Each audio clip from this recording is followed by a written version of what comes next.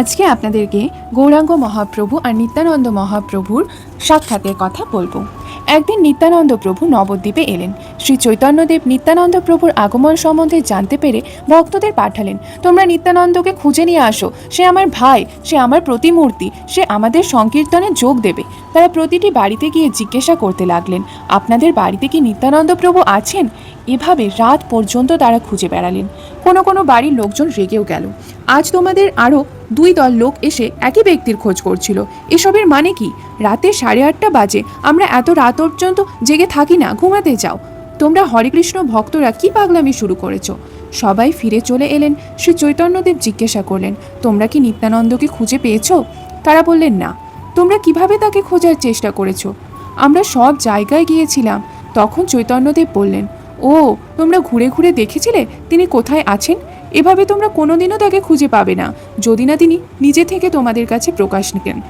তাকে খোঁজার জন্য শুদ্ধ ভক্তি দরকার, তাহলেই তিনি ধরা দেবেন। এই জন্যই তোমরা তাকে খুঁজে পাওনি। আমি তার খোঁজ করব। আগামীকাল আমি তার খোঁজে বার হব।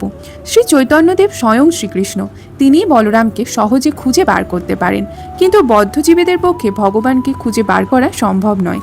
পরের দিন শ্রী চৈতন্যদেব তার সংকীর্তন দল নিয়ে হরে কৃষ্ণ কৃষ্ণ কৃষ্ণ হরে হরে, হরে রাম রাম রাম হরে হরে কীর্তন করতে করতে বের হলেন।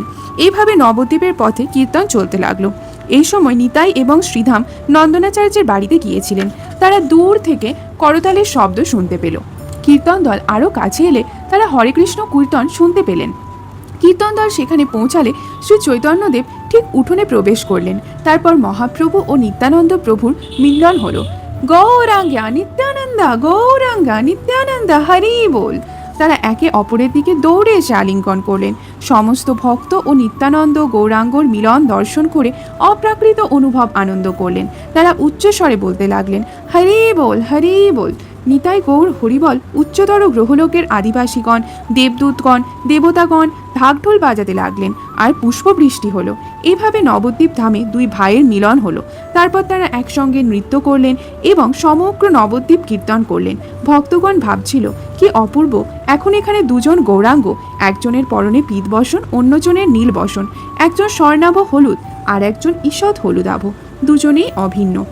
এর পরে কি হলো যদি জানতে চান, তাহলে অবশ্যই হরি বল টাইপ করবেন আর সাথে ফলো করবেন। হরে কৃষ্ণ।